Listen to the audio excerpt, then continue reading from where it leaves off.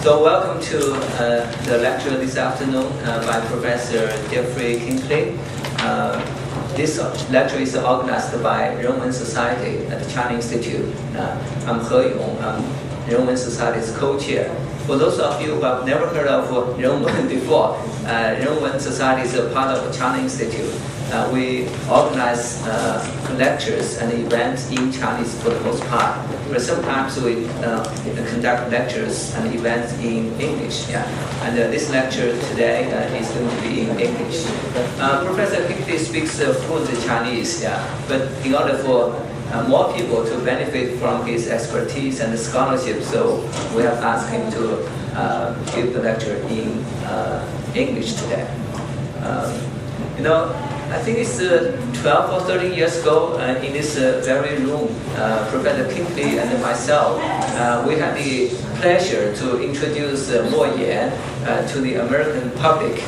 Mo Yan came for the occasion of the launch of his English version of his book, Wine Republic. So that book is considered as one of his best novels. We would very much like to have him with us today, and Professor Kinkley sent an invitation to Mo Yan. Mo Yan's schedule is such that it's not possible for him to travel to New York at this time. So we hope that he will have an opportunity to come to New York before too long. So it will be very nice to have a reunion. Professor Kinkley is a friend, is friends with Mo Yan, and he's one of the authorities in the U.S. and for much of the world on Chinese studies in general and Chinese literature in particular.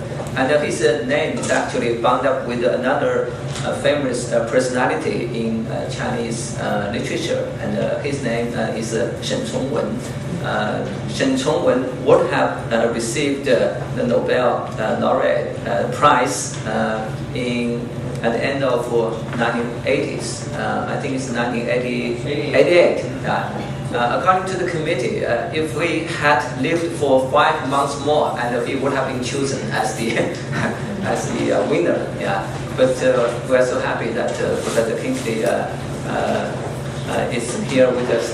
Maybe this is not in the description. Maybe Professor Kinkley can shed some light on Shen Congwen briefly in a way.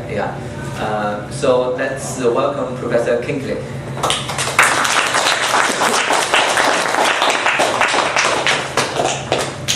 Thank you very much, Washer. I appreciate your generous introduction. Yes, this talk will be in English.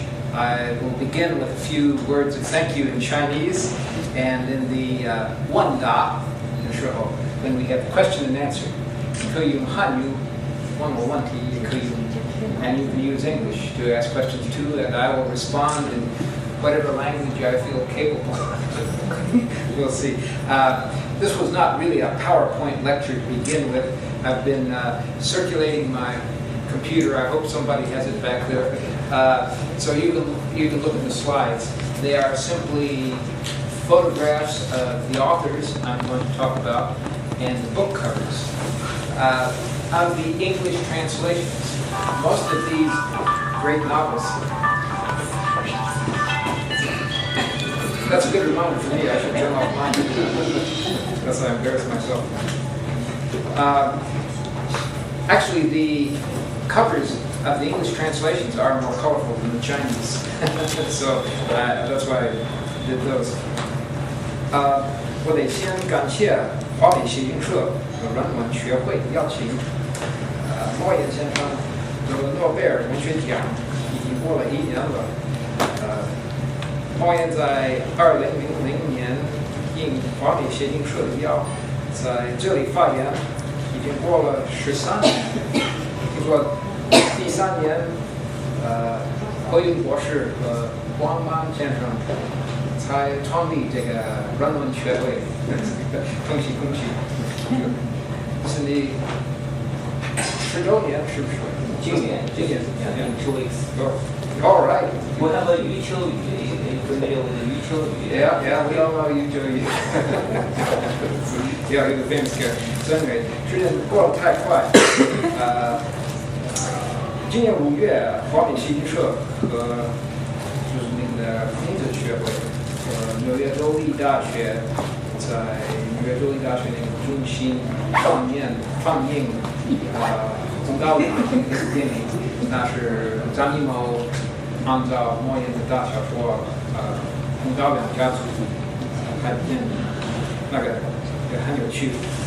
我特别感谢你们，就是因为你们和葛浩文 Howard Goldblatt 是他翻译莫言的所有的长篇小说，是个非常好的翻译。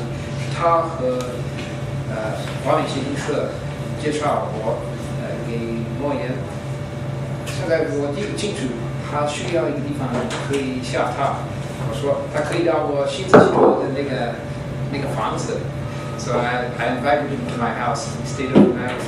第二天，他就在这个房间里，这个大礼堂里面发言。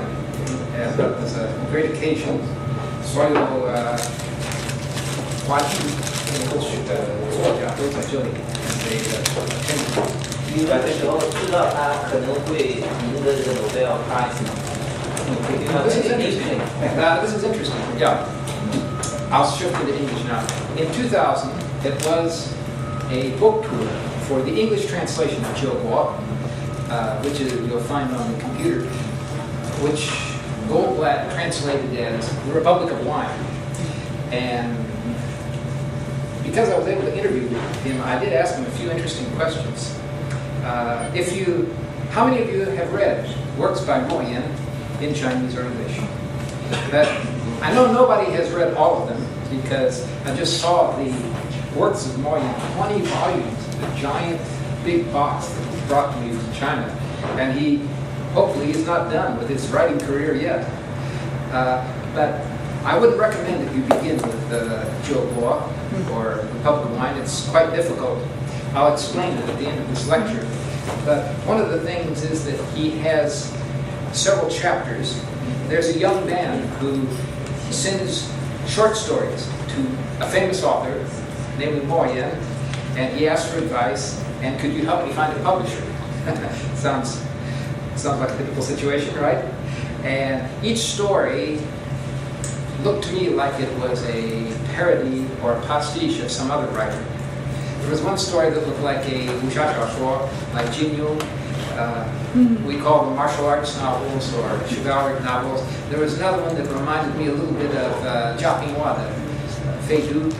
There was another one that looked like a story from Wu Xun, and so on and so forth. So I asked him, I said, first of all, these stories by the aspiring young author, they're not written very well, are they? You're making fun of them. He said, oh, no, I thought they were written pretty well. And I said, well, aren't you making fun of the one that looked like Liu Hang, another looked like, Jin Yu? And I said, there's another one that looks like you're making fun of your own writing style, Xungan Wenxue, searching for roots literature. He said, well, no, I would never, but actually, many of us think that that is what he does in some of his very over-the-top novels. He even makes fun of himself sometimes. He satirizes himself. This was first said by Mei Yizi, a floor worker, who I believe was the daughter or granddaughter of Mei Qi, who has a relationship in the founding of the China Institute right here, the former president of Nankai University or something. So it was quite an interesting thing. Now, as to the Nobel, this you can do some research. In the year 2000, somebody leaked that it would probably be a year for a Chinese Nobel Prize. And I don't know how soon that was. Mo Yan's trip was intended to increase his candidacy. But in the Chinese press, 4 names were mentioned. One was Mo Yan, another is Li Rui, who's one of the authors that you'll see on the laptop. Another one was the famous poet Bei Dao, And the other one was, of course, Gao Xingjian, who actually got the prize. So this is quite an interesting thing. I don't know whether he was looking forward to a Nobel or not. He has written a lot of great novels since that time, though. So again, Hu Yu and a very generous China Institute of America offered him a good deal of money, very generous, I thought,很大方. But 他们抽出功夫来参加这些活动。明年, we hope. There was a story he might be coming to Yale or some other universities at about this time, but I couldn't find any reference to the internet, to that on the internet, so I suppose he's not coming. So, if you thought Mo Yan was going to speak today, I'm sorry, you must be very disappointed. But it is great that the Runman Society has done much to promote his, fame worldwide. Okay, well, today I will be making comparisons between contemporary Chinese writers who have written about 20th century Chinese history in grand epic form. All those novels that you see on the computer, they're very, very long. Another way of saying that, 比较好听, is epic. And I'll compare them to Latin American and South Asian writers who have also written the histories of their nations in Latin America and South Asia using novels, largely using surrealism and magical realism. 超现实主义和魔幻现实主义. This did get me to reflect on one matter of the Nobel Prize, though.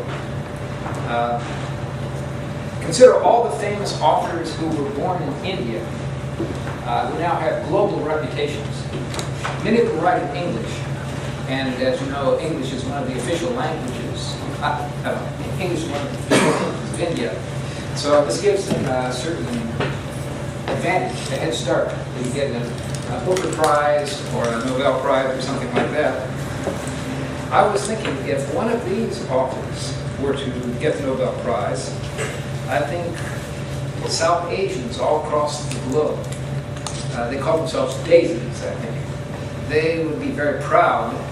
They would embrace them for the glory of Bharat Mata, Mother India, or Pakistan, or Bangladesh, or Sri Lanka. I mentioned that Udapje is a Canadian who was born in Sri Lanka, and some of his novels are also set in Sri Lanka. So I think they would also be embraced in India. I'm not so sure about Rushdie because he's offended a lot of people. Some people think he's blaspheming against Islam. But the fact is, all of those great writers are less, first of all, probably none of them are citizens of any South Asian country. They're mostly citizens of the United Kingdom, the United States, Canada, in the case of Bangladesh. And in culture, they are probably less Asian than Gao Xingjian was in 2000, shall we say, because since then, Gao Xingjian has Frenchified himself. He, I think, has written some plays in French. His main profession now is as a painter. But anyway, I love Mo Yan. I think he richly deserves the prize, but I will always think of him as the second representative of Chinese culture to get the Nobel Prize. I think Gao Xingjian is a great writer. I did, in fact, once write an article comparing Lingshan, Soul Mountain, to the works of Shen Songwan, because it has the themes of Southwest China, 先秦时代的楚国文化 work. Oh, did it really? Oh, excellent. All right. There's actually Let's see. Oh, yeah. Okay. Maybe that's why they thought. But see, now this probably doesn't have my. Is this your computer or mine? Yeah, it's mine. Okay. By the way, where's my computer? Bring it past it, please. Okay, now let me just get this in. Let me not interrupt things too. I was going to say the South Americans are even more complicated. Garcia Marquez has lived in Colombia for many years. Vargas Llosa mostly lives in Spain. He gave a talk in Shanghai a few years ago on dictators. That was not well received in China. Cortázar died in Paris. Asturias lived his later life in exile in South America and Europe. Carlos Fuentes, who might have got the prize, died last year, according to Wikipedia. So he won't ever get the prize. But evidently, again, according to Wikipedia, Octavio Paz, who's a novelist from Mexico, questioned his Mexican identity, leading to a big feud. So these questions of what culture do you represent is a big question. Copy out a piece of one of Comrade Stalin's writings on literature after he died after 1953, or particularly after he was denounced in 1956. I think Mao is said to be 70% correct and 30% incorrect, right? Stalin may have been, I don't know what the percentage is there, but it's kind of a thing. Moyen is not the only person who signed. Other authors I am talking about today, Han Xiaorong and Su Tong, also signed. Wang Lani did not sign. She did not copy out the calligraphy. She said, well, when I copy out people's writings, I like to copy out my own. Ye Zhaoyan, he signed but later apologized. Moyen has given a semi-apology, I would say. He said, well, you know, everybody else was doing it, and he admitted he kind of wanted to show off his calligraphy, his shufa. You know, they didn't really consider the implications of it at the time. So I would just say, I think we consider Moyen to be an envelope pusher, sometimes a gadfly. He's not a dissident. If you are going to be a dissident and live in China, it's a full-time job. You cannot have any other jobs or hobbies. You are a dissident, and all of your time is going to be devoted to being a dissident. So these are some difficult choices that Chinese writers have to adopt. I certainly do not agree with Salman Rushdie, who has not won the Nobel Prize, that Moyen is a patsy of the regime, or Erta Müller, a Romanian, I think, German ancestry who has won the prize. She said the prize for Moyen was a catastrophe. I think these have nothing to do with his literary achievement anyway. If people are interested in talking about the many, many controversies, we can talk about it in the question and answer session. I'm not too interested in it myself. I can also direct you to writings on the internet. The best ones are by Perry Link, Charles Laughlin, and some of the commentary there.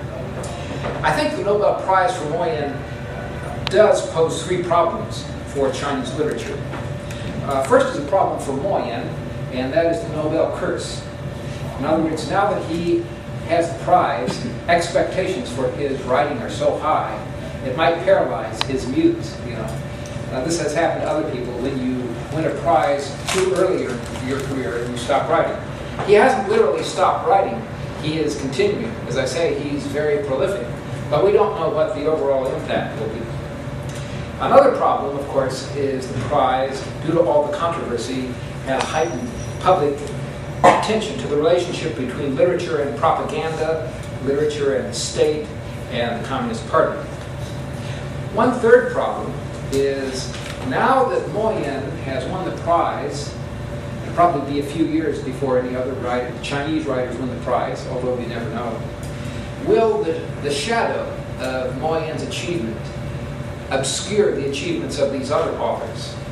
That's something I hope to overcome in the rest of my lecture today, to point out the achievements of some of these other authors. This kind of problem actually was raised in regard to Salman Rushdie, in regard to South Asian literature. There are two competing anthologies of Indian literature. One is by Salman Rushdie himself. It features a lot of Indian literature that was written in English. Of course, that's the one that comes off best in English, if it was written in English to begin with. And then the other was by Amit Chaudhuri. And he said, part of the problem is now Rushdie has won the Booker Prize and the Booker of Bookers and all these things. Hasn't got the Nobel Prize yet, but the Swedish Academy supposedly said Rushdie would be just too obvious. He's a political dissident after all. So, has he made it difficult for other Indian writers to be appreciated, including those that do not write in English? So he has put out a competing anthology of Indian literature, much of which actually is in English, as a matter of fact. So this question has come up before. In a talk like this, in fact, I'm pulled in two directions. I will try to talk about how Moyen is one of a kind.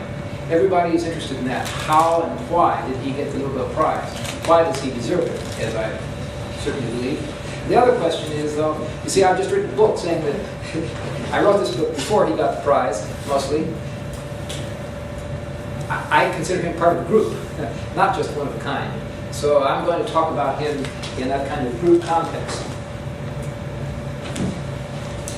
These are authors who have written about 20th century Chinese history in long, epic novels that have won worldwide fame. Many of them have been translated into many world languages, European languages anyway, and also Korean and various other languages. And, they use sometimes realistic techniques, sometimes magical realism, surrealism, all sorts of different strategies. Moyen's generation has been called the children of Mao. They were born after the Communist Revolution of 1949.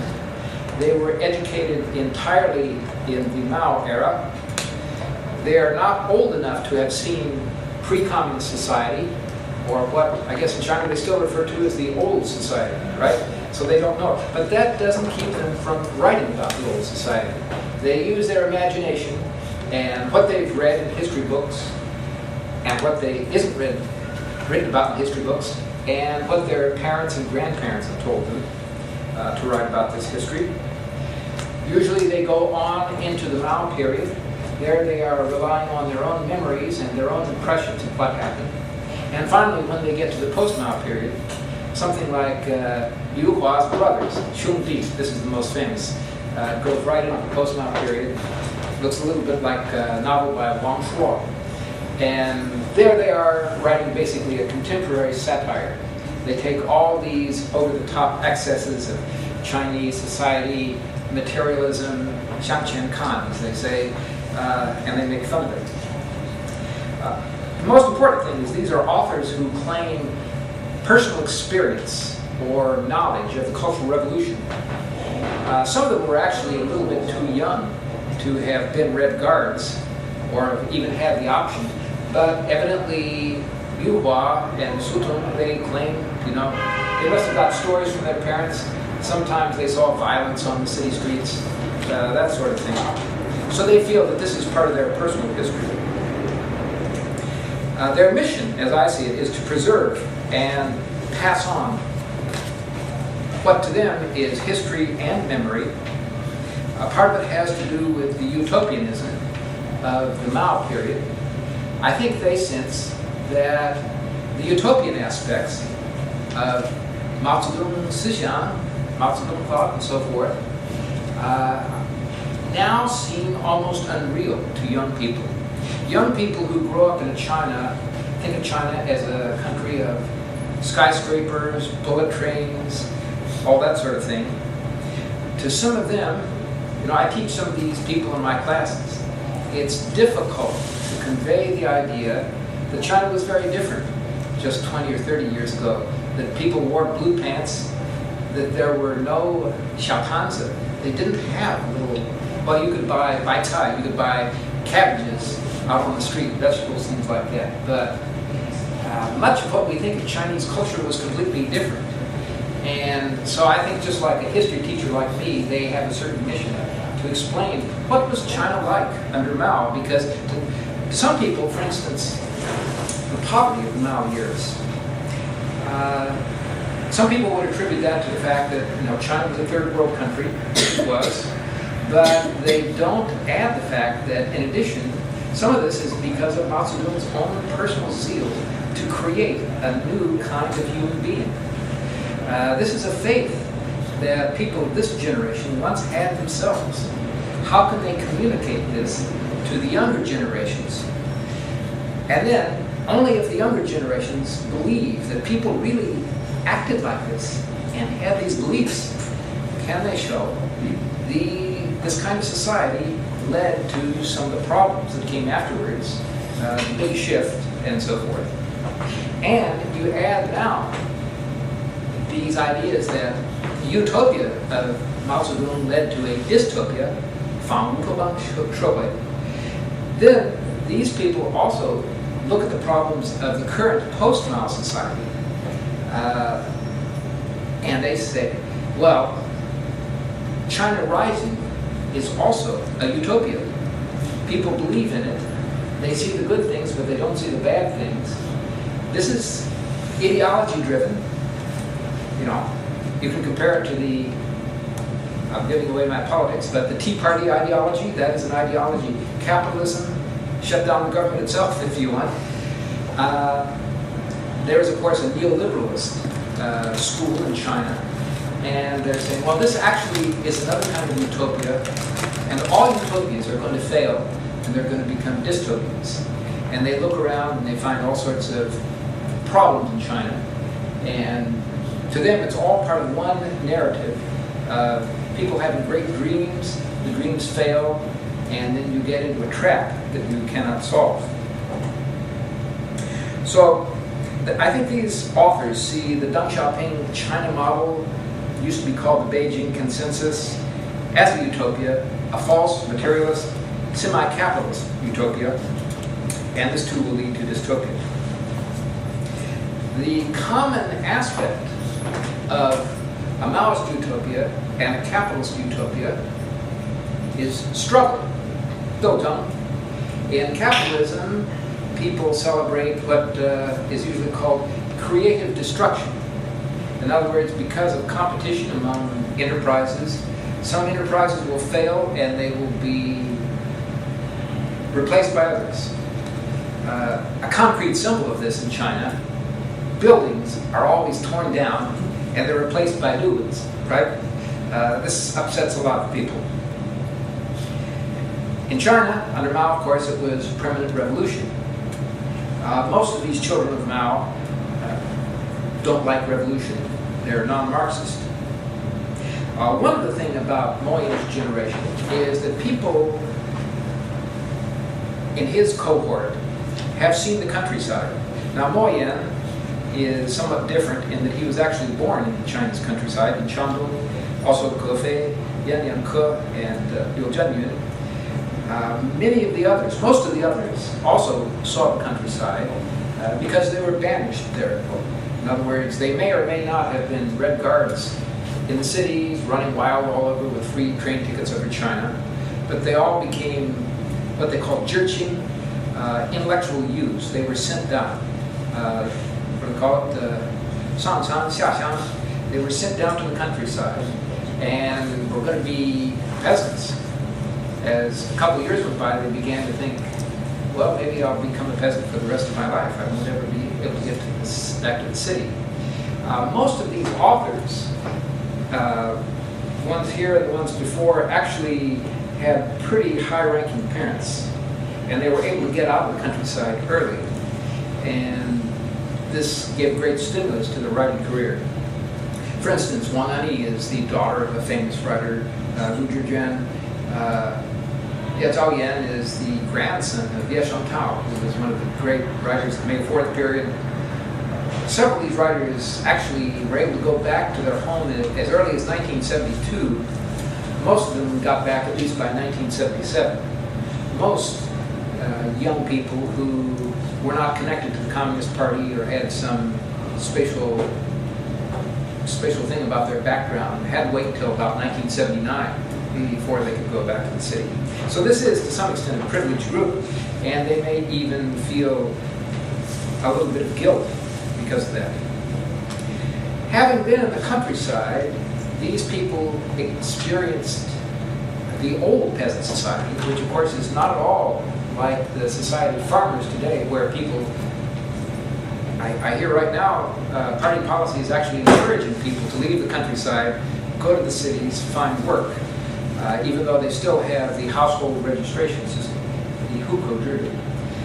But what these people experienced was leaving the cities and what Marx referred to as peasant idiocy. And he didn't mean that farm folk were stupid, of course. He meant that they didn't get the big picture. They were like the frog in the well. They only knew what was going on around them, and they couldn't see what was going on in the nation as a whole. In a way, this is kind of the atmosphere of most of these historical novels. They are set in a small area, and people, the problem, one of the reasons it feels like a dystopia is you can't ever escape. One of the reasons I call these historical novels is these people cannot, the characters of these novels, the heroes, cannot escape by going to another county or another part of China. They basically escape through the passage of time. Society changes, and they find that they are in a new society where they can travel and go elsewhere. So that's one of the differences I make between the historical novels are those that cover historical change that go over many, many generations, or that look at the past from a point in the present. Period novels are those that are simply set in the past. Like, for instance, Ye Zhaoyan has written this novel about what it was like to be in Nanjing during the time of the rape of Nanking. But it doesn't have that much of a historical reflection in it. One of the interesting things is that being isolated, being insular, as we often say, literally means being in an island. This is the condition of the classical utopia, utoban. You probably know the first utopia in English, or actually Latin, was that of Sir Thomas More. And I guess he created the word utopia, no place, putting together a couple of Latin words. And his utopia was on an island. Some of you may know the Dutch comparatist. He once was a diplomat in China. He writes comparative literature now on China and European literature, Fokima, Due Fokima. He's written a vast history of utopias and dystopias in world literature. And he has included some Chinese novels. He included actually a work by Su Tong, Di Wang, Sheng Ya, My Life as Emperor, and also a story by Wang Shuo. Qian Wang Bie Ba Wo Dang Ren, don't consider me as a human. I forget what Goldblatt had a much better translation for it. But as he points out, most of the classical utopias, right on through the ages, are on islands. They're protected from contamination by the outside world, where people sin. And actually, this is true also of dystopias. You begin with the first great dystopian novel by the Russian Zamyatin. It's called We, Woman. And that dystopian society, which influenced Orwell when he wrote 1984, is under a dome. No, you can't. I guess who has it? Somebody stole it for this recent TV program, Under the Dome. Stephen King, right? Logan's Run is a dystopian science fiction movie where, again, people can't escape because they're all under the dome. So, a dystopia is a confining place from which you want to escape, but usually you can't. There are a few examples where you escape. In Margaret Atwood's feminist dystopia, The Handmaid's Tale, it looks like they might be able to get away. Ray Bradbury's Fahrenheit, was it 451?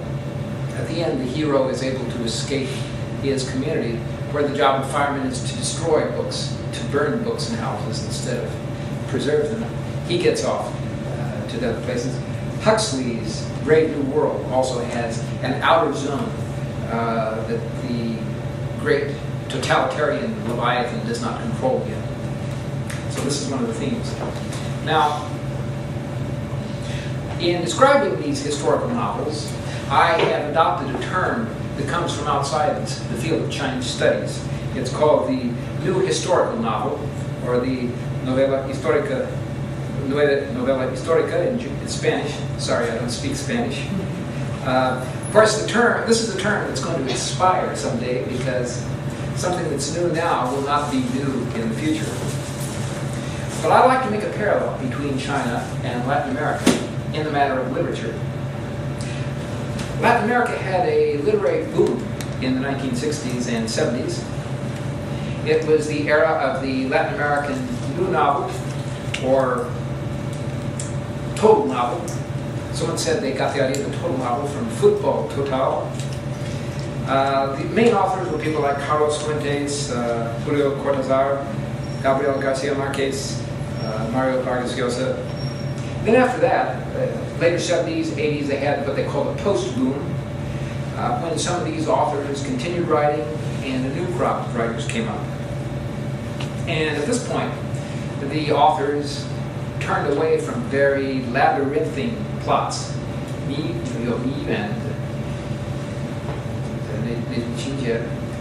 to something that people could really understand, and they, as they said, reestablished the mimetic contract between author and reader.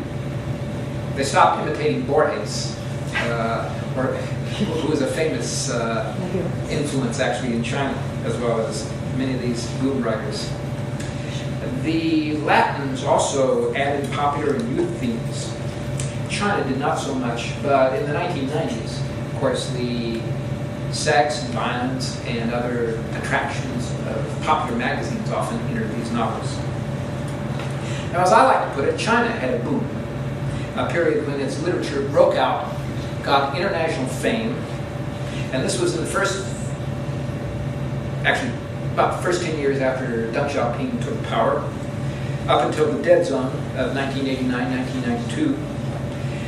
Chinese critics, in fact, have a term for this. They call it 新时期, the new era of literature, from 1979 to 1989.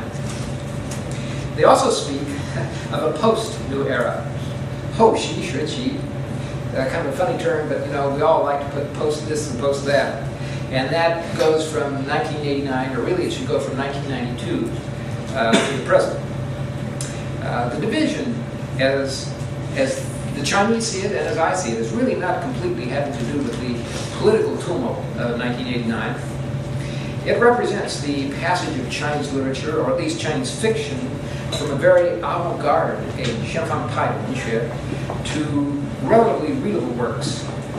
Works that appeal not just to Chinese intellectuals, professors, and students, but also Chinese general readers. They find these works interesting, and global readers also like this. I speak of it as the new historical novel because I see, first of all, certain thematic and technical similarities between the Chinese and Latin American novels. Magical realism, fables of history, family histories, 魔幻现实主义、有点性的历史传说，家族历史, that sort of thing.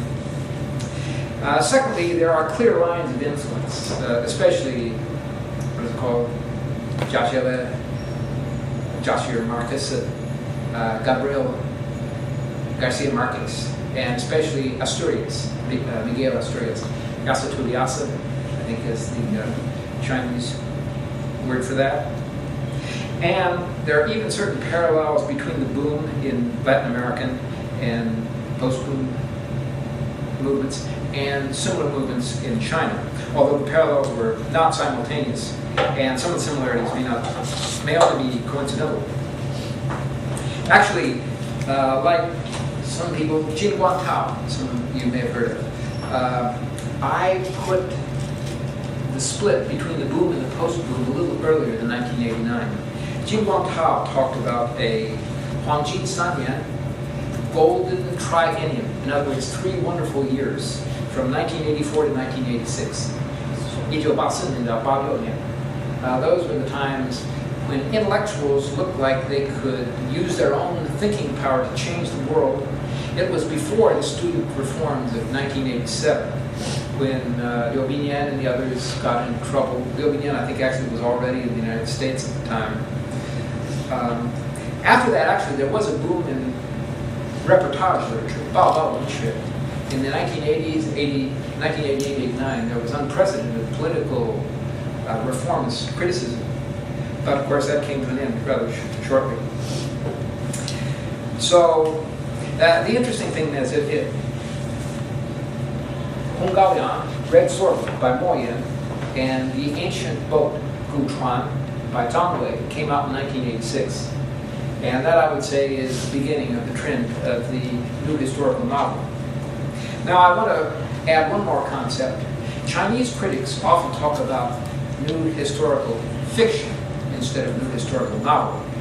新历史小说，我讲的是新历史长篇小说。Now, the term new historical fiction, as used in Chinese, I think is not necessarily cognate. It doesn't have the same etymological origins. It's not taken from the West. It may not have anything to do with the new historical novel as we talk about in the West. It was defined by a famous scholar, Chen Sihe, that literary enthusiasts may know of. I think it's Fudan, right, still. And he said, well, the new historical fiction deals with the little people, or the pueblo, as they would say. Spanish has this word, the lower uneducated people, and also the village. And fits very, very well with the Chinese idea of 寻根文学 and 乡土小说, nativist, rural soil literature, and so forth. And when you get definitions of new historical fiction in Chinese, usually they emphasize that it is either taking a different view from revolutionary party history or socialist history. But of course, that's been going on for 30 years and more, and longer than that in the Chinese diaspora. Or they stress that it has something to do with new historicism, which is a complicated term, 新历史主义. Now that can either refer to new trends in Chinese study of history, or many of them link it to a school of literary criticism called New Historicism. It once was associated with Sidney Greenblatt, who was at Berkeley. Now I think he's at Harvard, right? And really, it has very little. New historicism and literary criticism has very little to do, actually, with the writing of history, especially historical novels. But we won't get into that unless you're interested. So the interesting thing, these novels are not ones that you would read because you would learn facts. I think we're all familiar with novels, if you read English, by James Michener, about Texas or Poland or Hawaii and so forth. Earlier, Leon Uris with his Exodus, or Kenneth Roberts wrote one of the big mass-market paperback novels, Northwest Passage, about America during the pre-revolutionary era. You don't read these novels in order to immerse yourself in ancient time, like you might read, have you ever read anything by Robert Graves or Mary Renault? It's not like that. China does have novels like that. These are not romantic novels, like, if you read the literary criticism by Lukács and others, they stress Sir Walter Scott and his historical novels, or James Fenimore Cooper, or even Boris Pasternak and his novel about the Russian Revolution, or Jin Yong, martial arts. Some of the martial arts novels by Jin Yong could be considered, in a sense, historical novels, very popular ones. And of course, we have on TV costume drama, period pieces, like about the Yongzheng Emperor, or about the Shangyan Baogong, the young Judge Bao, and all sorts of things about famous emperors and their ministers and so forth. These are not like this. They are highbrow, literary, and I will argue dystopian. In these novels, you see lots of bullying, beatings, torture, murders, sadism, also incest. When we think of the Chinese novels, we think, I wonder if I can use my pointer here. We think of Sutong. Sutong. Yeah, David Wong, Wong Wei, has referred to these as Gothic representations. And we think of Garcia Marquez, where there's lots of incest in his most famous work, 100 Years of Solitude, Banyan Kudu. The Chinese, I think, are writing about the 20th century, but it's interesting, they don't write about the seed time of imperialism, the 19th century. And they don't, like the people who put on these costume dramas about the Yunzheng Emperor and so forth, go back to the great age of Chinese supremacy and hegemony in Asia. They are writing about the awful potential of human nature, Renxing He. And behind a lot of this, I see the influence of Darwin. So now I'll go down to I don't think I've shown you. These are some that are not translated into English. Xiangnan Sanguchu, just a couple years ago, the last novel of Gefei's trilogy about his area. The area pretty much near Changzhou, in between Nanjing and Shanghai. Liu Zhenyun has also written an award-winning piece. I've come up with this classification for dystopias. If you read Chinese critics, they cite the same Western canon of dystopias. In fact, some websites refer to a Xifang de Fangbang Sanguchu, a trilogy, as if Zhang Yadin, Huxley, I guess he's called He Shui, and Orwell were all the same author. This is pretty much one we would talk about. I call it the Slavic and Anglophone stream.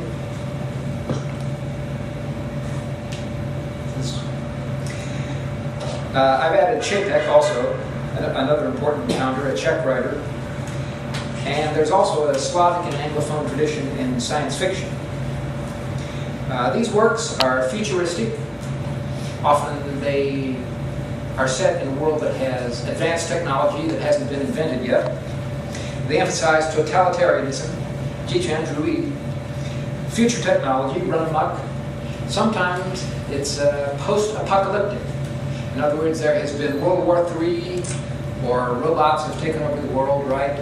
And all sorts of terrible, terrible things that threaten the existence of human life as such. Some of the films look like horror films in a way, the Terminator films and so forth. Today we have works by Margaret Atwood, Ray Bradbury, Anthony Burgess, and before that, Jack London, The Iron Heel, about fascism. And interestingly enough, at the turn of the 20th century, the 1890s, 1900s, you had sort of the social science fiction about America turning into a plutocratic evil empire. One of them, which I bet nobody has read, was written by Colonel House, Woodrow Wilson's special advisor, Philip Drew, administrator. I wonder if the library's even in it. Maybe you can get it online. It's probably the copyright has expired. Eric Hayat has pointed out there are some dystopian novels about late 19th century America where they feature the problem of Chinese labor, cheap Chinese labor coming in to substitute for the black slaves that used to be used in the South and so forth. And so they create all sorts of fears and evil predictions. Now, an important early influence on the Anglophone world was a utopia, not a dystopia, written by Edward Bellamy, his novel called Looking Backward. This, in fact, was one of the first English language novels to be translated into Chinese, according to the research of Christopher Hill, that's recently come out. Now, this led to some late Qing utopian and dystopian futuristic novels. Yang Qichao wrote one of them. They were set in China. Those novels about Jia Baoyu coming back or going in the future, seeing what's happened. Sometimes they're utopian. China has become a great world power. It dominates the world government and all this sort of thing. One of the reasons I put, have any of you read Chen Guanzhong's The Fat Years? Sheng Shi. This was sort of an internet sensation due to pirating. It was available in China. It's basically a prediction. You know, it has an Orwellian title. The original title was China 2013, which is no longer in the future. It was very short term.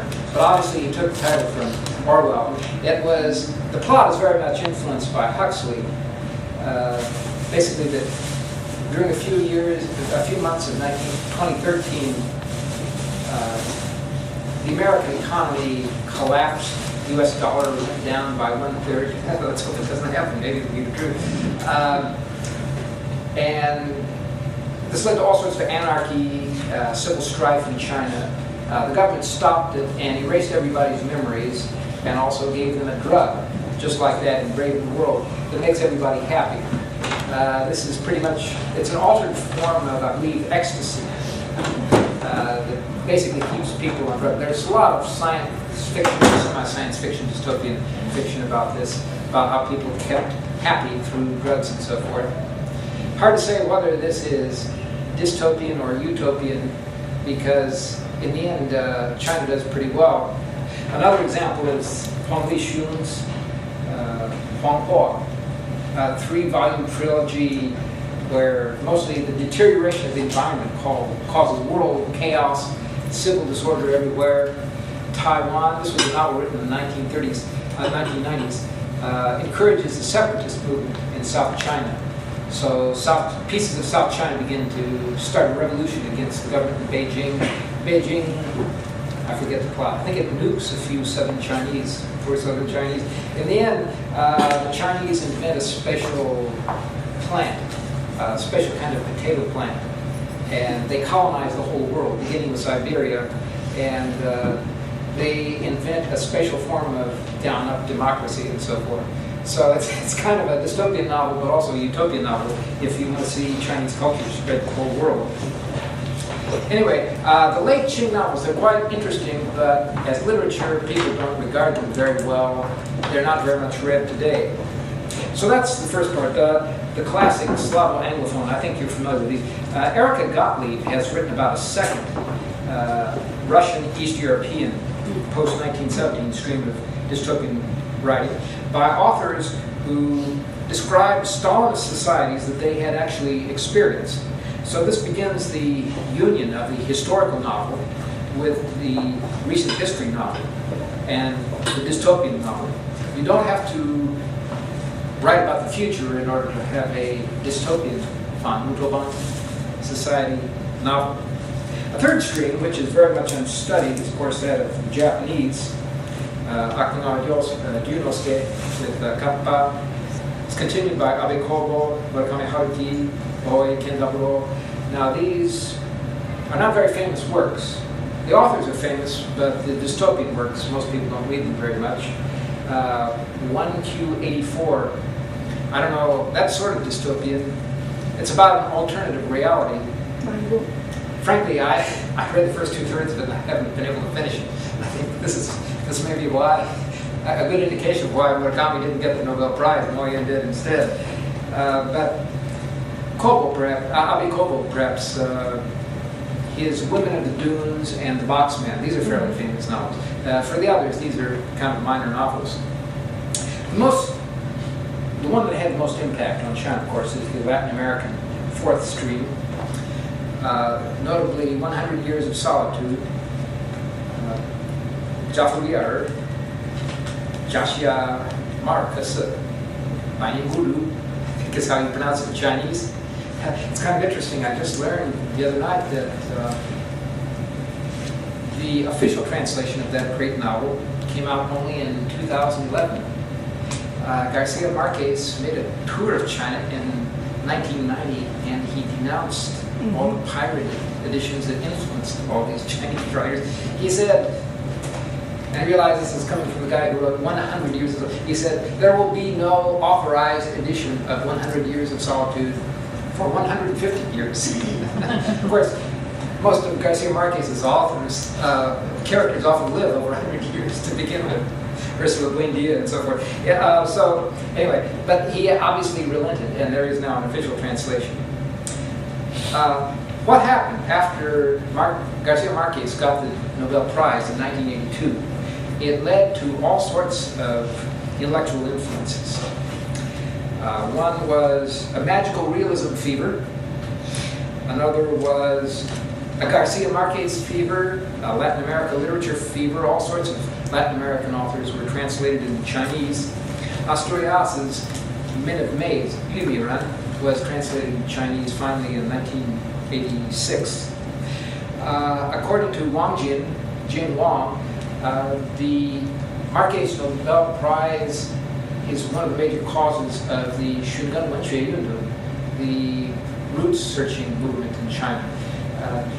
Chinese authors saw Garcia Marquez as many Spaniards and Latin Americans did as a modern-day Cervantes, who could revive the great tradition of writing literature in Spanish. And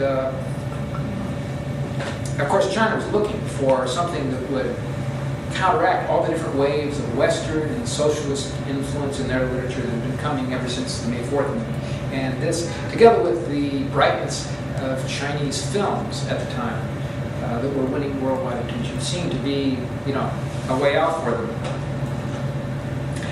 Now, Garcia Marquez actually was a friend of Fidel Castro, but that doesn't seem to have had anything to do with it. The Chinese writers, as I say, the ones here that I put the book cover, they're all non-Marxist and probably even anti-Marxist.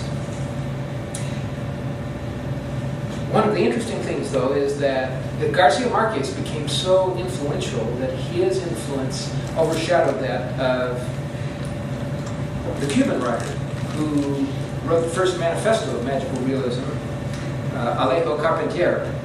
He wrote The Kingdom of This World, Ranjin Huangguo, Alejo Carpentier. Actually, Carpentier was a diplomat for Castro, and he visited China in 1967. So here's China all caught up with magical realism, and the manifesto of magical realism was written in 1949. He called it the marvelous real that was associated with the Americas. Then after he visited, of all places, China during the heat of the Cultural Revolution, 1967, and Brezhnev's USSR, he said, the old world is pretty marvelous too. He was, I guess they gave him a tour of the Gugum, of the Forbidden City, and he said, oh, look at all these wonderful gargoyles on the palaces and stuff. The more disruptive aspects of Chinese culture in 1967 evidently escaped his attention. So, but there's been no great interest in Carpentier that I see in China. Asturias, there has been some interest.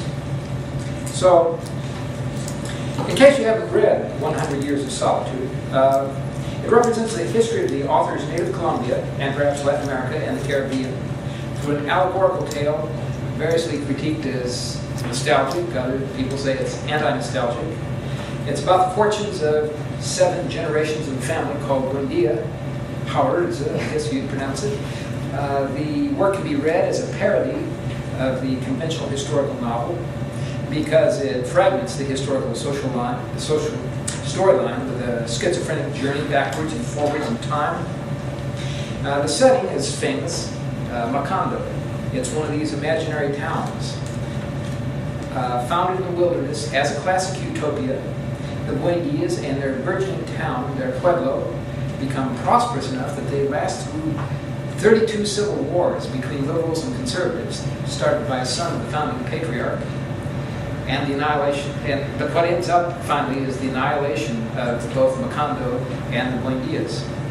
So in trying to understand why this novel had such a great impact, besides the fact that it probably was the main reason why Garcia Marquez won the Nobel Prize, I note that modern Colombian history has some elements in common with modern Chinese history. Civil wars over ideological differences, revolution and counter-revolution, suffering under militarism and imperialism, and nostalgia for past glories. One interesting thing is, if you read it, a couple of the most interesting things. There are 2 episodes of mass amnesia where everybody in the town of Macondo forgets previous things. And the other thing is that, and this is a novel written in 1967, there was a protest against the intrusion of a foreign banana company, probably the United Fruit Company or something. There's a protest in the central plaza of Macondo. The government comes in and it massacres 3,000 people. Then everybody forgets about it. The government covers up everything, and the people all forget about it. So I think it's pretty obvious why this would be particularly interesting to Chinese readers, when they come to the 1990s. Now, the thing is, this kind of novel is not what I would call a national allegory. This is an idea that was put forward by Jameson, Frederick Jameson, a famous postmodern critic, saying that novels written by people in third world countries are basically allegories of their situation as third world countries and their problem of establishing national unity and so forth because they are oppressed largely by international capitalism, imperialism, and so forth. I don't think most of these novels are, whatever leftist leanings Garcia Marquez had, the destruction of Macondo comes largely from within. One other author I would mention is Yumi Ren, Men of Maize, or Hombres de Maíz, of Miguel Asturias. And this, I think, has not been recognized much. It's basically a story of half a century, basically from 1899 to 1949. And Asturias, perhaps not coincidentally, also was a Nobel Prize winner. He won it in 1967 for largely his 1949 novel, but he also wrote one of the great dictator novels of Latin America, El Señor Presidente. You have a conflict between the natives, the Guatemalan Indians, Mayans there in that part, and Hispanic mestizos, they call them Ladinos in that area, who seize and privatize their tribal lands for commercial plantation agriculture. There's a kind of ideal utopia of a world without property. This, was one of the aspects of the original utopia of Sir Thomas More. Abolish private property. And this, he says, is a characteristic of the tribal society of the Mayan Indians. But then international capitalism comes in, it takes their land away from them, and the Indians end up in a quite pathetic situation. So, I want to quote one thing from Yu Hua. Yu Hua recalls, "We were obsessed with the Marquez-led Latin American literature movement. Every one of us, the so-called literary youth, can recite the first paragraph of 100 Years of Solitude by heart." And I think that's true, actually, for both 100 Years of Solitude and Minute Maze. You take Lee Ray's novel, Hozier. It's translated as Silver City.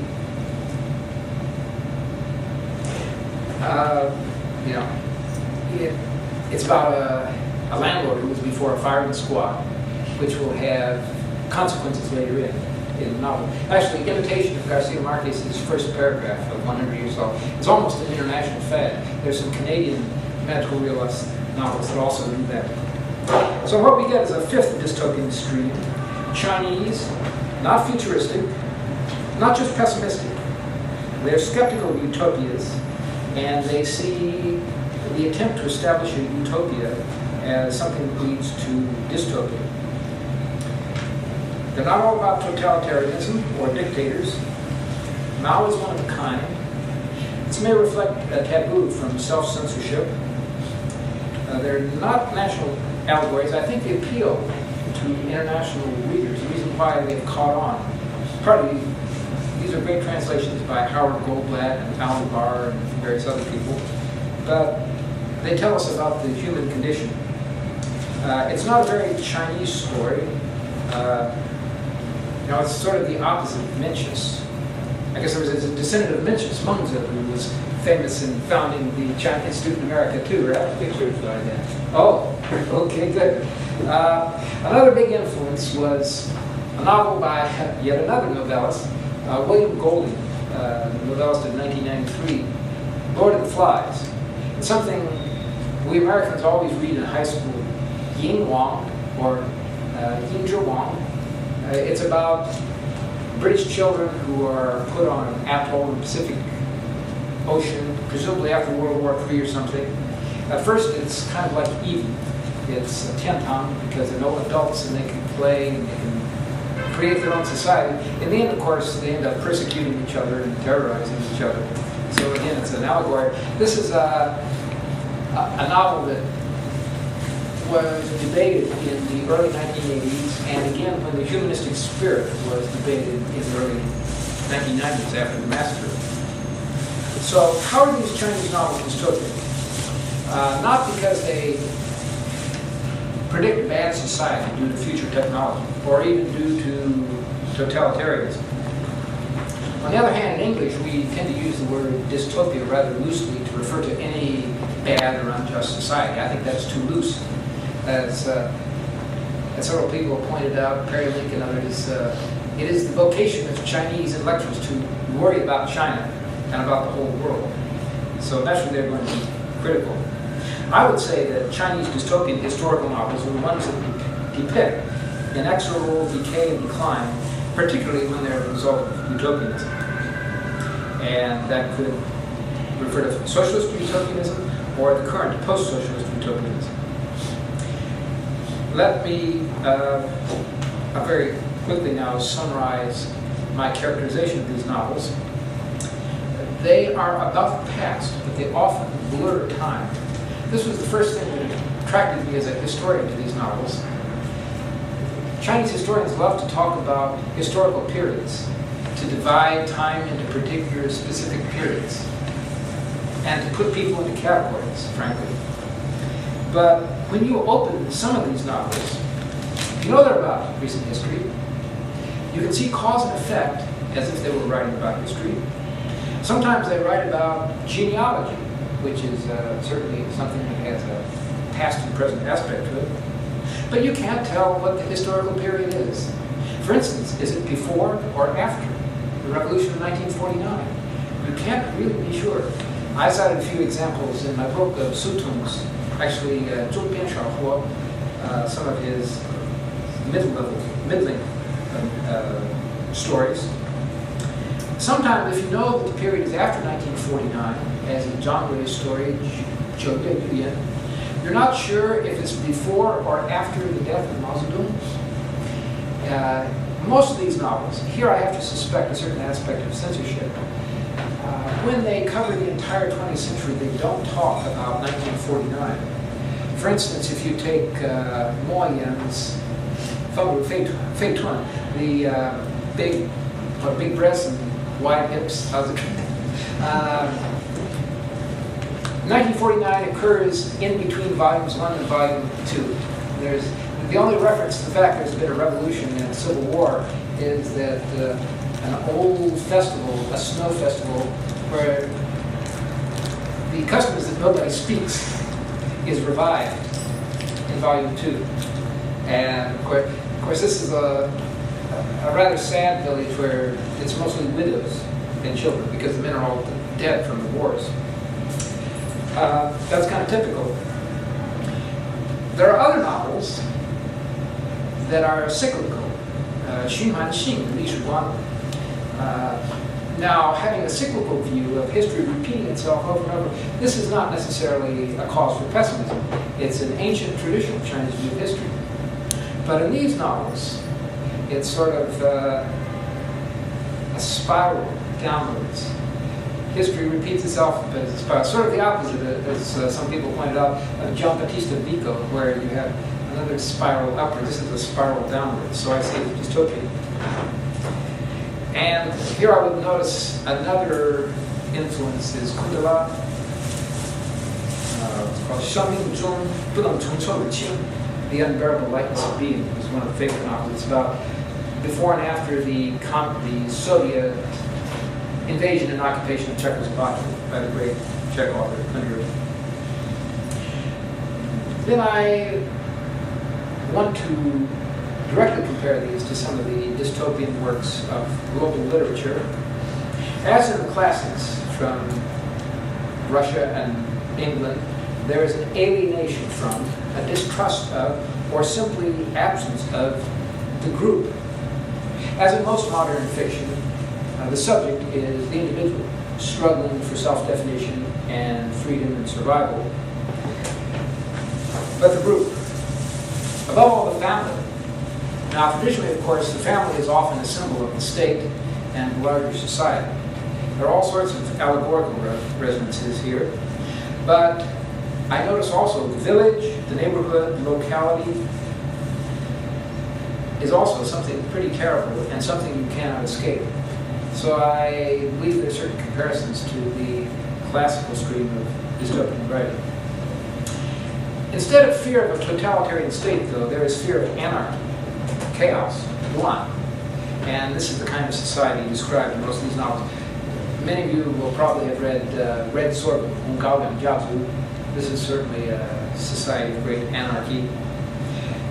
The anarchy portrayed is not the anarchy created by the Red Guards. The Red Guards don't usually come into these stories. Some of these authors might have been Red Guards before they were sent down. The state is practically invisible. There's very little reference to the Communist Party. Now, this is kind of interesting because previously I did a study of the Soleil Femme the anti-corruption novels. One of the interesting things about the anti-corruption novels is they make a clear distinction between the Chinese state apparatus and the Chinese Communist Party.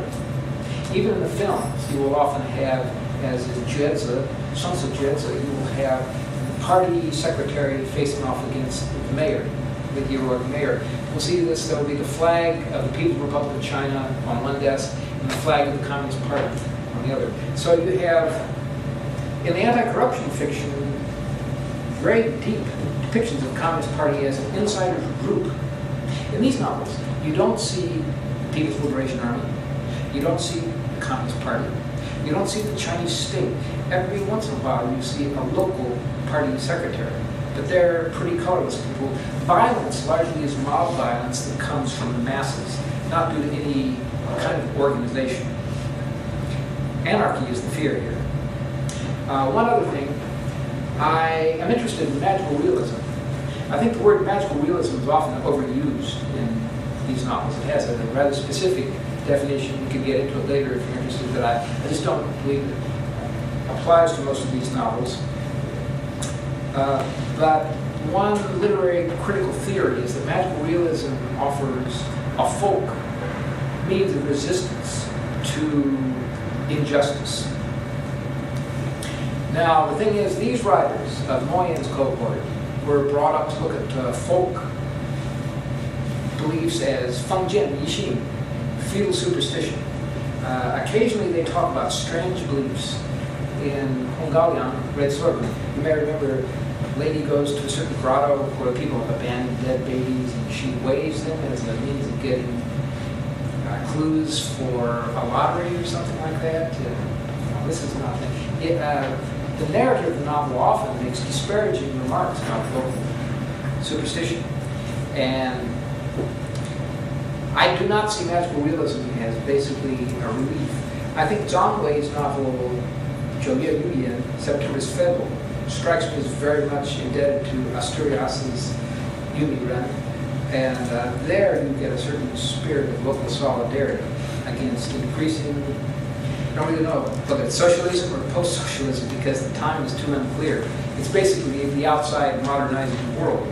But I think you cannot say that magical realism provides a relief for the dystopian social challenges that the individuals meet in these novels.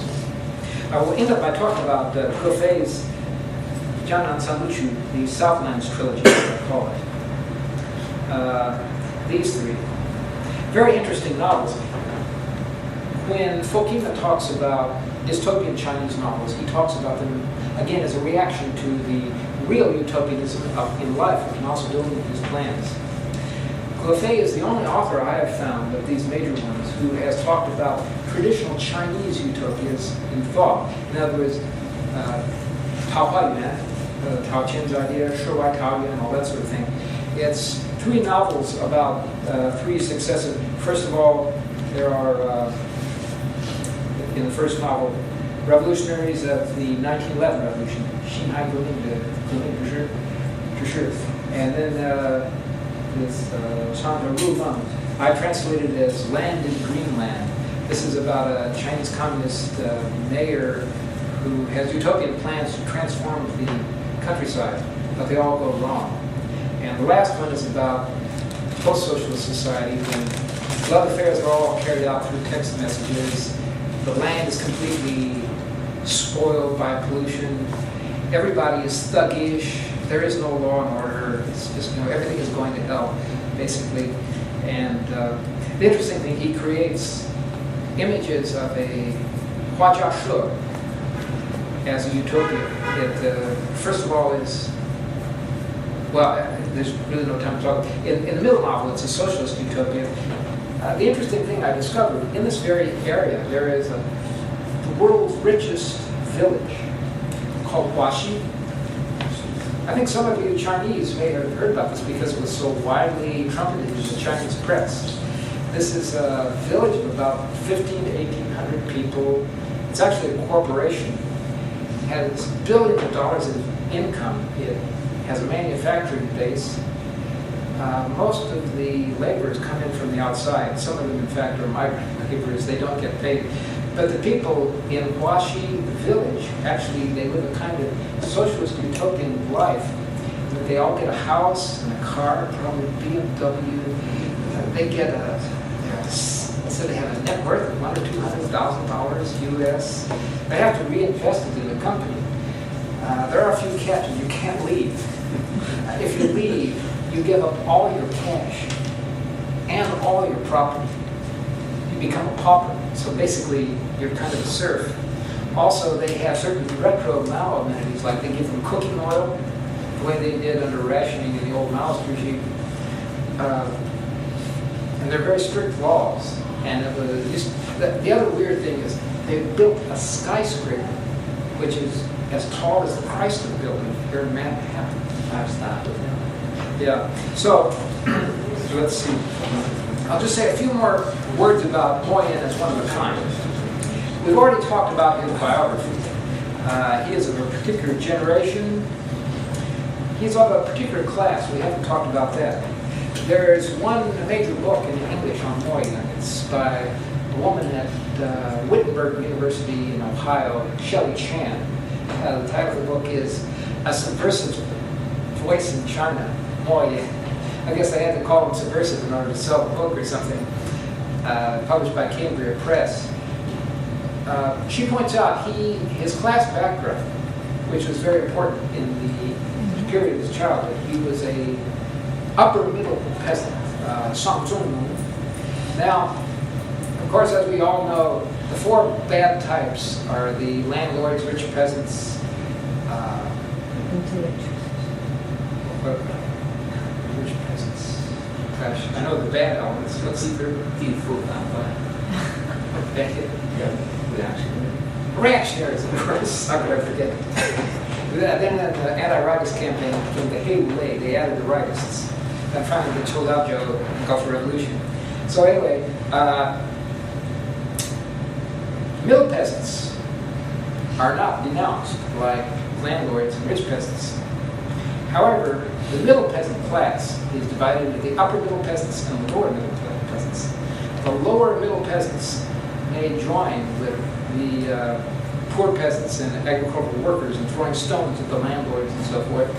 The upper middle peasants are, as they put it in the official terminology of the times, objects of unity and education. So they're a little bit under surveillance. They may not join in criticizing the landlords.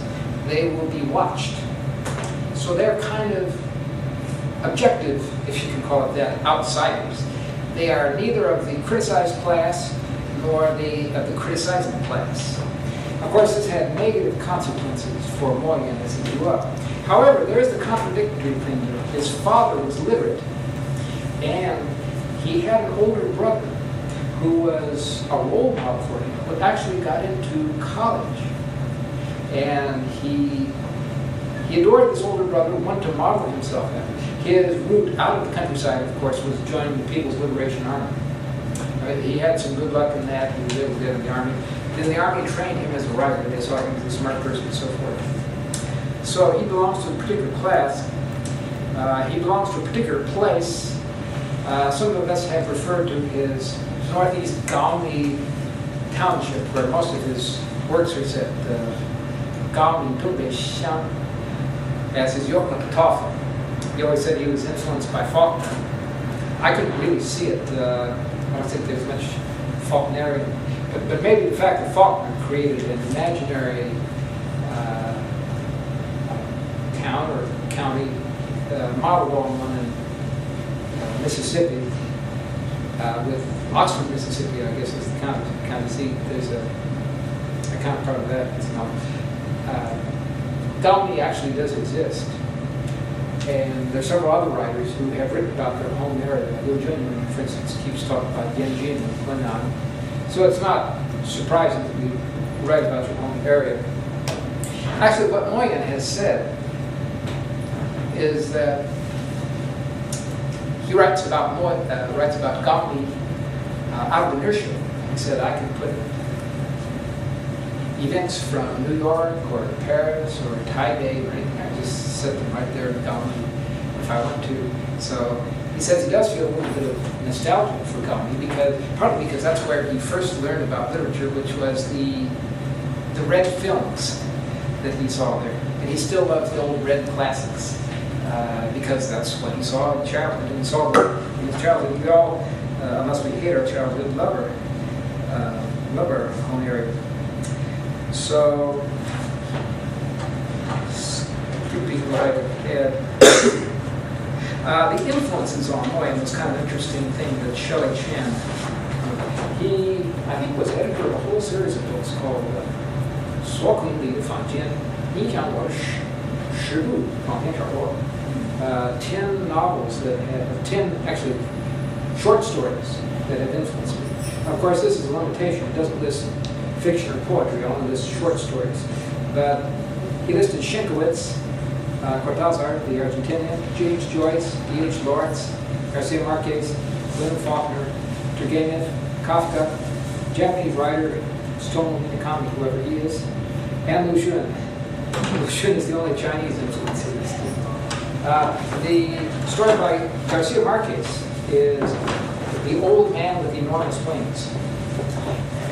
He's been all over the map on whether Garcia Marquez has influenced his literature. I think the story is, just reading the first paragraph by Ngudu has influenced a lot of people, or his short stories. Moyen said, to me, I think he said to a lot of places, he really didn't finish 100 Years of Solitude until the third time he tried. Actually, that was exactly my experience too. The first 2 times I tried to read it, I just couldn't get through all those names. They keep repeating from one generation to another. That's supposedly one of the influences on Tashigawa when he wrote a story on Tibet. Everybody had the same name generation after generation. It's hard to keep track of them.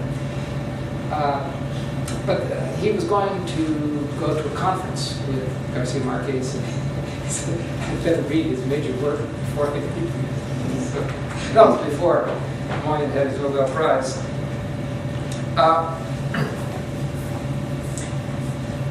Moyen's breakout novel, of course, was Red Sorghum. You get, well, I was going to talk about the oxymorons and magical realism and so forth. I think we'll leave that to the question and answer. The interesting thing is the theme is heroism. And of course, revision of the kind of heroism that you see, his earlier job was as an army propagandist. He worked in the People's Liberation Army. I don't know if there's any study of exactly what he did. He went to study classes there. I shouldn't use the word study class, that's 7 feet. He went to study institutes to learn how to write. But what did he write? Presumably, you would write about model soldiers, people like Lei Feng and so forth.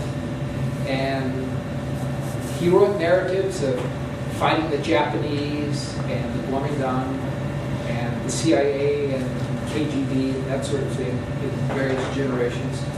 So he must have had an enormous command of the official romantic history, basically the PLA. In a way, Red Sorghum turns this on its head. It retains the heroism, but the people who are heroes are, on one hand, they have many heroic aspects, but on the other hand, as the narrator says, the guy was a bandit, he had a black heart, but he had at least 3 wives, all sorts of things. He was a murderer. If you want to, you could call him a serial murderer, right? He murdered his mother's lover was a monk, which is actually kind of something taken from traditional Chinese literature. So that's the way I looked at that. I had a few comments on magical realism, but I'll drop that. My favorite is The Republic of Wine. I'll just finish off by reading a little bit from a book review that I wrote afterwards. The Republic of Wine weaves a tall tale of corruption, but this time, unlike the Garlic Ballads, which also is an interesting book, the folk do not resist the decadent and commercialized urban China of the 1990s. This novel is relatively extreme, not only in its magic realist exaggeration. Now I think I wouldn't use the word magic realist exaggeration. They're not realist, but not what we call magic realism. The main plot is about a detective come to investigate rumors of baby eating by officials. Also in this modernist splintering of the narrative and the postmodern eclecticism, the 5-page run-on sentence that ends the novel,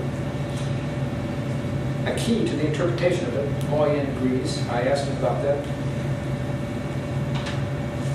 was deleted from the mainland editions. The novel was initially published in Taiwan in 1992, but it is restored in the English translation. Now, I don't know whether the subsequent editions in the Moyen Wenji, I should have checked to see if it's been restored there. One of the interesting things, though, I should talk about censorship.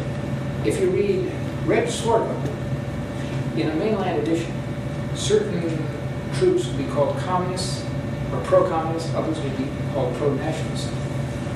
In the edition printed in Taiwan, and I think this is not due to Taiwan's history, they're more ambiguous. They're not identified as either nationalist or communist. You can kind of guess. The pro-nationalist troops have uniforms. The pro-communists, they're a little bit more serve the people, you know. But he doesn't actually identify them that way. And I think that is his preferred edition. So there's that ending of the thing.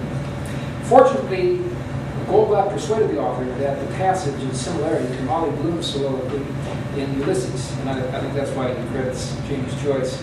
No more compromises Moyen's originality than to his other debts to Faulkner and Garcia Marquez. This is a work of high meta-narrative. Each of the 9 chapters, and then there's a 10th chapter that's an epilogue, is divided into 4 parts, or 4 narrative threads that are found in each of the 9 chapters. The first thread is the detective story, or really a Borgesian anti-detective story. It's the plot proper. It's kind of an anti-detective story because the investigator, in his drunkenness, not only cannot distinguish between fact and fiction, but he winds up being the only truly confirmed murderer in the whole place, the only real criminal in the whole place. He ends his life by drowning in a public toilet. The fictitiousness of it all is dramatized not only by these existential absurdities, but by second and third threads of each narrative. In other words, chapter 1, we get a piece on the detective story. You can skip to chapter 2 and get another piece of the detective story. Chapter 3. Maybe this is where he was influenced by Cortázar, I don't know. Each chapter has an installment. In other words, it's kind of like getting an issue of a magazine, and you're reading 4 stories at once. In each chapter, there are letters from a one-pint Li, as Goldblatt well translated, Li Ido. He is a doctoral candidate in alcoholic studies, and he's writing letters to a self-dramatized Moyen, to whom Li writes in hopes of changing his line from brewery to creative writing. He hopes Moyen will help get his stories published. He finally persuades this so-called Moyen to come to the Republic of Wine, Zhou Guo, to write promotional copy for it, dressed up as literature. So this is the final satire of literature. Literature really has become like advertising copy. Of course, one thing you find in China today is, what do we call it? A story that gives you self-help tips. You read it. Actually, I've seen certain detective stories where they give you recipes and so forth in English. But these are Chinese stories that give you self-help tips. The first thread, the serialized detective story, is the novel proper, a work in progress by the self-dramatized Mo Yin. But there is also a fourth thread, 9 consecutive stories written by Wen Pint Li, mailed to Mo Yin.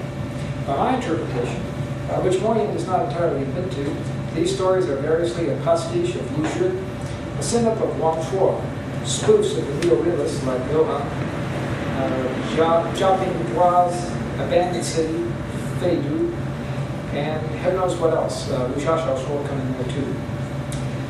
Each of the 4 interspersed serial threads can stand alone, but the correspondents, of course, answer each other, and so do these stories and certain chapters in Mo Yin's novel proper.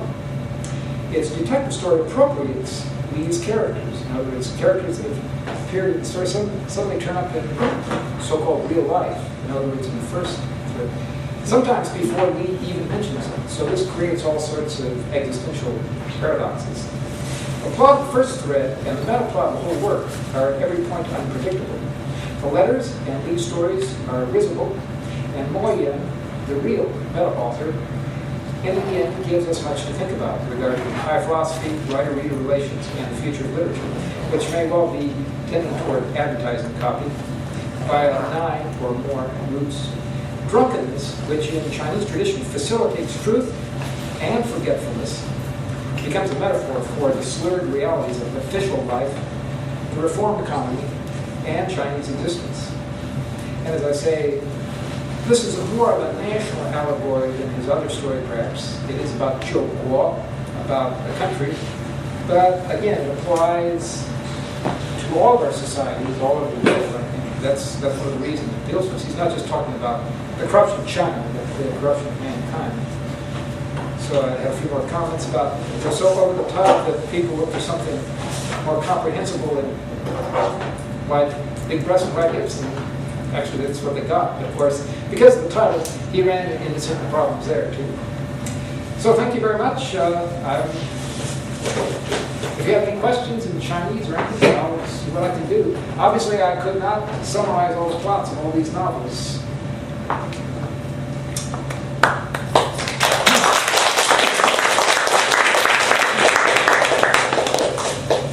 Yeah.